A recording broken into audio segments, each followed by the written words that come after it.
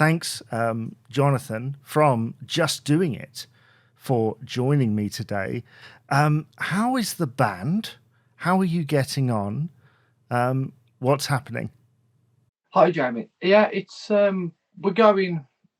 As I say, we've got a bit of we've got 3 weeks off. We've done 3 gigs so far this year. We've done 2 birthday parties and we did one public show, which was like local to us. But we've got a lot of good shows lined up for this year. We're going into South Wales. We're going into Derby. We're going into Bradford. And we're just trying to basically get out of that West Midlands area now and try and spread our wings and try and get into new places. So that's our main focus for this year. Well, I mean, it's always good to have focus on Yeah, these things, and I'm sure you're going to get booked in a lot of places. You're doing one of the conventions, aren't you, in the next year or so? we're doing Rock to You Drop Day this year, Yeah. and we're doing the Quo-Vention next year, next March, isn't it? Yeah. So we've got those two lined up, and there's a few other festivals that we've got lined up. We're doing one in Derby for the Rockers Reunited.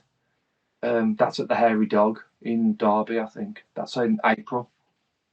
So lots of things to look forward to, and I will link everything in the description below. Since we spoke last, Francis Rossi's new solo album came out called The Accidental. You and I have both heard it probably well over a dozen times, judging by our conversation beforehand. What are your thoughts on it? Is it a classic?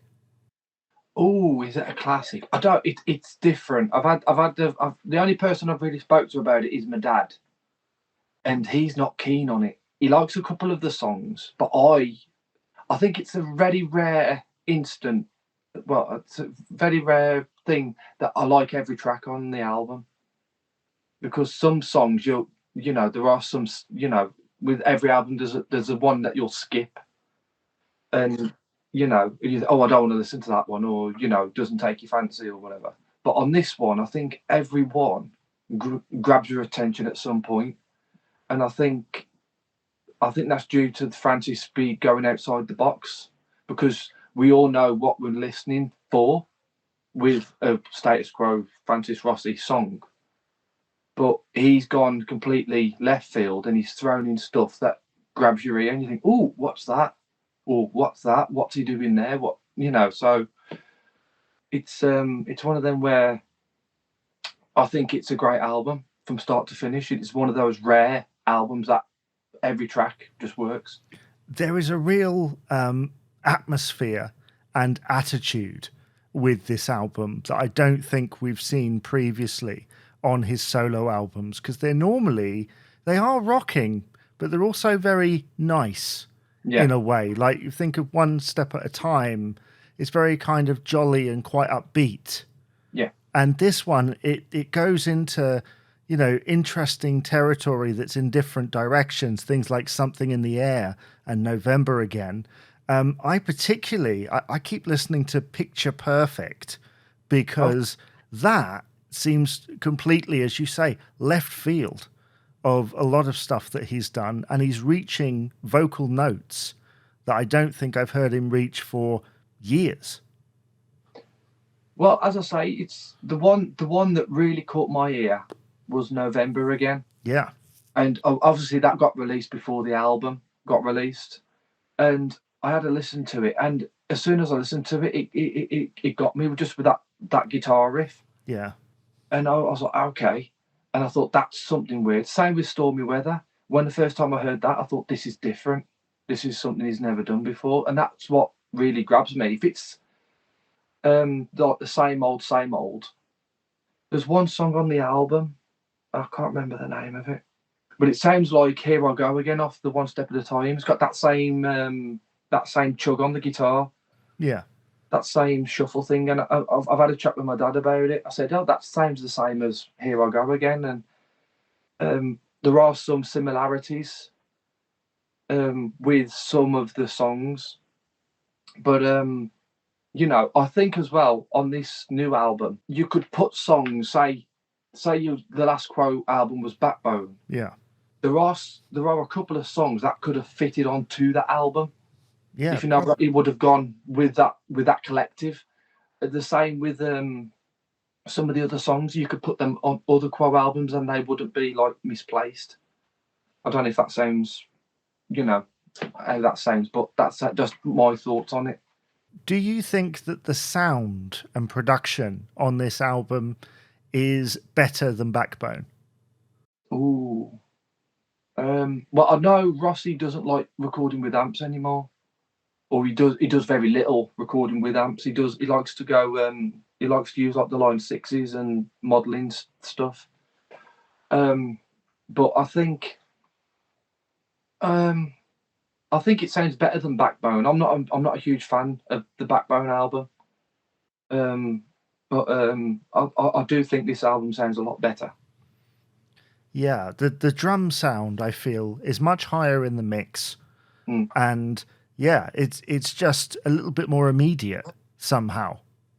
It is more in your face, isn't it? It's like it's there rather than just. Backbone for me was quite a boring album, apart from Richie's song, which is the only one I like on the album. Right. I've seen lots of people talk about this, and I'd love to get your opinion as a musician. Beautiful World is basically, in old money, a 6-minute Quo-style long song. Yes. I thought the first time I heard it, it was very reminiscent of The Power of Rock. Right. I thought that's my initial thought when it goes into that break with the not quote unquote, with that Rick Parfitt style guitar. Yeah. And I thought that could be either The Power of Rock or 4,500 Times, something like that. And that was my initial thought on it. I thought that would have been a great way to end the album, but he put that quiet one at the end, didn't he? So yeah, that's I happen to like, as you call it, the quiet one. That's Time to Remember. I think that's a really nice, poignant way to end it. With Beautiful World, is that your favorite track on the album, or do you have a favorite? My top three off that album. The top one is November Again. Right. I love that song. I think that's the best one on the album. The second one is Stormy Weather. And the third one is it By My Love? Yeah. A little jazzy number. I thought that sounded a very much like the one off Rick's solo album. I'm gonna lock myself away. Lock yourself that away, one. yeah. Yeah, I thought it was very reminiscent of that one, and I liked the comparison on that one. But the first time I heard it last Friday, when I think I just got to work when it come on, I had to listen to it. And I thought I liked that. Yeah. And it was one of them. It just started off. I thought he's going to start singing in a minute, and he carries on for another bar. And I thought he was going to start singing in a minute, and it carries on. Some of the guitar playing on it is really good. I like the kind of country vibe going on with there. You can tell it's a Rossi Young. Yeah. I said in a review recently that I love the fact it's a country mile.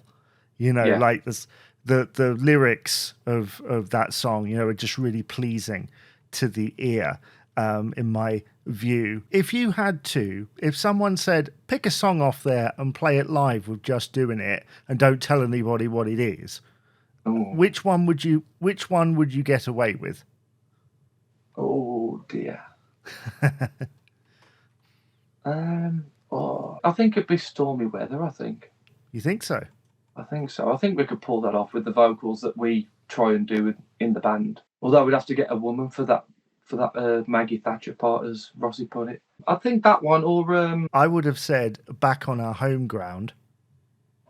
Maybe that one. That was a good one. But to be honest, yeah, I think it's because it's got that Quo element to it. Yeah. It's got more of a Quo element to that one than any of the others. See, I haven't listened to the album today, so I'm completely lost with the songs. Well, that's fair. I mean, like you said, not a bad song on it. Well, we wish Francis Rossi the best of luck with The Accidental, and hopefully there will be more as time goes on. Well, some kind of follow up. I mean, what I hope would there's a tour. you, I hope there is a tour, but we'll wait and see on that one. we will? Yeah, he's off on an acoustic tour for the next year or so in I various wouldn't mind different going to see places. that one actually. I did have a look at the tickets the other day for the Stoke show because I went to see him in October of last year for the first time on the spoken word tour, and that was a real eye opener for me, and it was a great experience. Yeah, I've heard a lot of good things. I haven't managed to go yet, but one of these times, hopefully in the very near future, we will see. But what else is new in your world? Oh, we're new in our world. We've got we're doing rehearsals at the moment Yeah. as we start off again on the 21st of Feb, I think, and we're doing anniversaries of Blue for You and In the Army now. Mm-hmm. So a lot of those songs are going into the set. So we're currently jigging the set around because the latter part of last year we had a very frantic four heavy set. Yeah. Because we were doing special birthday parties and they specifically asked for those songs. So what I did, I put them into the set so we could run them and get them tighter and stuff. So yeah, at the moment it's just basically doing that. We're looking at doing new merch. We're looking at, as I say, going outside of the West Midlands. We're getting a lot of calls to go to Scotland, but it's a long way to go from here. Well, it's funny because bands in Scotland get calls to go out of Scotland. Oh, do they? So maybe you can do some kind of swap. We'll do a swap. You come down here, we'll go up there. I don't like that. Yeah. The idea of performing songs from the in the army now and Blue for You sound very interesting because that would be the only instance. Say you said, "Oh, I'm majority of the set's going to be from these two albums." You'd look down and go, "Rolling Home. Which one is it?" Yes, I thought that one. Yeah. It's isn't the one off Blue for You called Rollin'? Yeah. Without the G. There is a difference, yeah. Yeah, that's the only difference you'd know. But yeah, it's one of those ones where, I think it's about time that I like to change the set a lot. Yeah. Because I was sick of going to see Status Quo and it being the same set apart from 2 or 3 different songs. So I like to keep people, not active, but I like to keep people guessing what I'm going to start with, or what I'm going to do, or what we're going to play. And I think that's why people keep coming back. To be honest, Yeah. That's why people keep coming to every show and they keep coming and seeing us because they want to see what we're playing next. But I'm looking forward to it. It's kind of some of the songs that we're doing haven't actually been played live, so we're trying to figure it out. We've got nothing to go on apart from the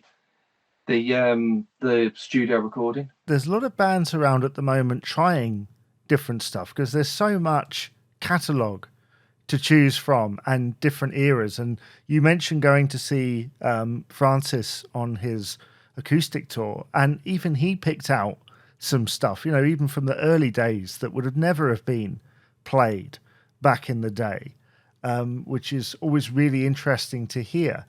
When you're playing live, what is the kind of percentage of Quo fans and non-Quo fans? Depends on the venue. Yeah. If people are paying to come and see you, they are more than likely going to be either classic rock fans or Quo fans. So they're going to be your hardcore. You'll have a few people that like the hits and all that, and but the majority of it, if it's a paying audience and if it's a rock venue, they're going to be wanting to hear the hardcore stuff. If you're playing, say, a pub or a venue of that ilk, you're looking at, or say if it's a free entry gig, you could be playing to anybody. So that's why in our set, we always play 4,500 times.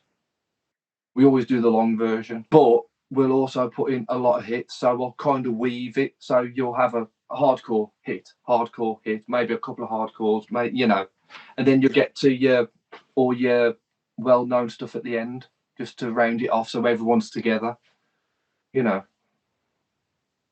It makes sense, and that's a really interesting way of putting it. That you'll play something that might be a single, and then you'll play something that perhaps they haven't heard before, and just keep alternating that. I mean, that is an interesting way of doing it. Have you ever had anybody come up and say, that really surprised me? Yes. Yeah. This time last year we played Weymouth Pavilion. We started doing a track called Moving On from the Quid Pro Quo album, because it's one of my dad's favourite songs. And he said, you got to play that one. You got to do that one live. All right then. So we worked it out. We worked out a thing, and we worked out an ending and all that. And we played it. We were doing it for the most of last year. It was only until maybe December where we took it out. We played it, and to begin with, people didn't know it. They're not going to know it, But because we were playing it relentlessly, and we even had hardcore Quo fans like what's that one? What album's that off? And we had to tell that, and it got to a point where everyone that came to see us, that was the one that they cheered the most. Wow. Which was really weird. But we just kind of laid the groundwork, and every time we played it, it got better and better and better and better and better. Yeah. And to the point where it was one of the highlights of the set. Almost like it became synonymous with your band. They're like, oh, they're going to play Basically. that one. Yeah. Yeah. You've got me thinking about song choices and wondering, in your opinion, what is one song that you could never play live from the Quo catalogue, either because it would be too difficult or because fans just wouldn't like it for some reason? I think there's quite a few. A lot of the Thirsty Work stuff I think would be hard to do because of the keyboards. We don't have keyboards. We did try Who Gets the Love in rehearsals once, because I was going to put that in the set for the, for like the free gigs, because, you get the, you might have got the women up dancing or whatever. Yeah. And it just didn't work. We tried it as a 4-piece, and we tried it, and it didn't click. And we thought, okay, we won't do that one. We'll leave it. We'll try it again a bit later. What else could there be? I think we did Reason for Living, and that didn't really click either. I don't know why. Probably with my shoddy slide playing, but it just didn't click. It didn't feel right when we were doing it, so I took it out.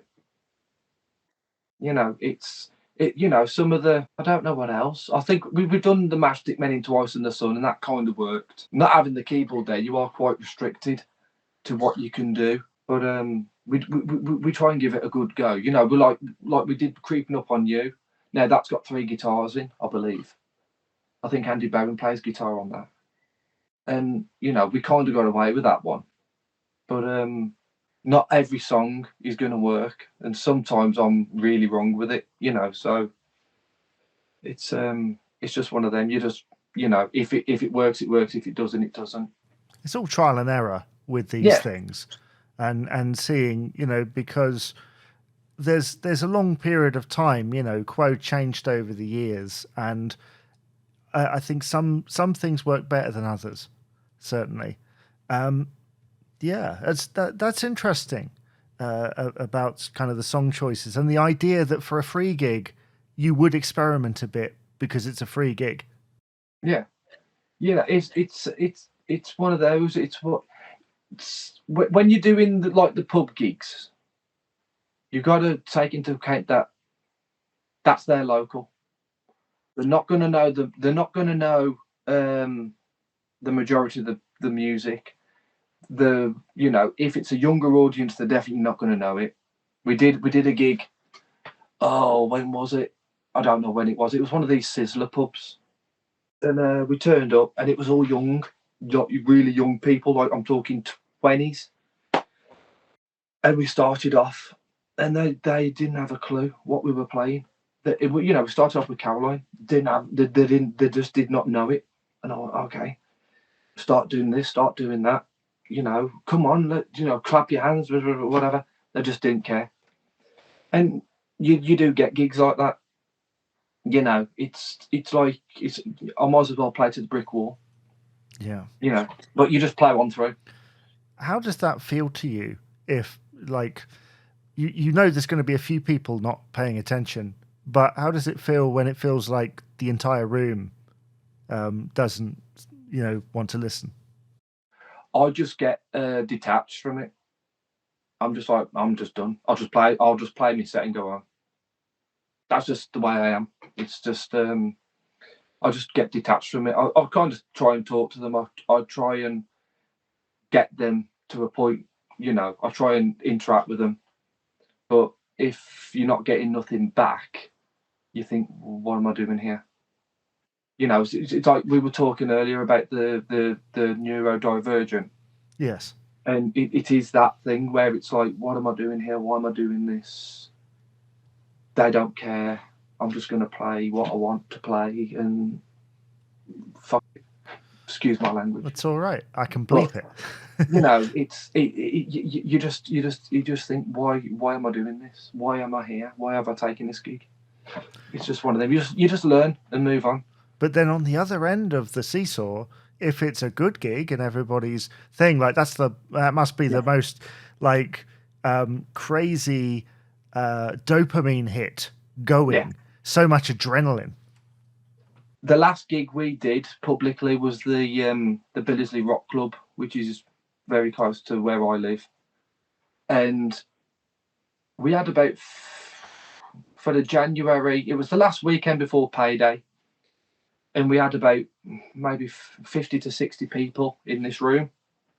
And I'll tell you something, the noise they made, it could have been 150 people. And it was one of them where you didn't want it to end. Everything was good about it. We actually recorded the audio, and I'm yet to listen to it. But everything about it was, I just didn't want it to end. It's just, I just wanted it more. And then when it did end, it was like, okay. Yeah. When's your next gig? We've got a gig on the 21st of February. I think it's a Saturday, which is at the Feathers in Lichfield. Yeah. Which is free entry. So you just come along. Before we finish here, is there, apart from The Accidental, a Quo album or song on your turntable, CD player, or MP3 player, or whatever? What, just one that I keep listening to? Yeah. There's quite a few. Yeah. She Knew Too Much. I love that song. Oh, me too. I think it's a beautiful song. Oh, the little guitar thing that's very Shadows-y in the middle. The da da da. It doesn't fit at all, but somehow it just makes it.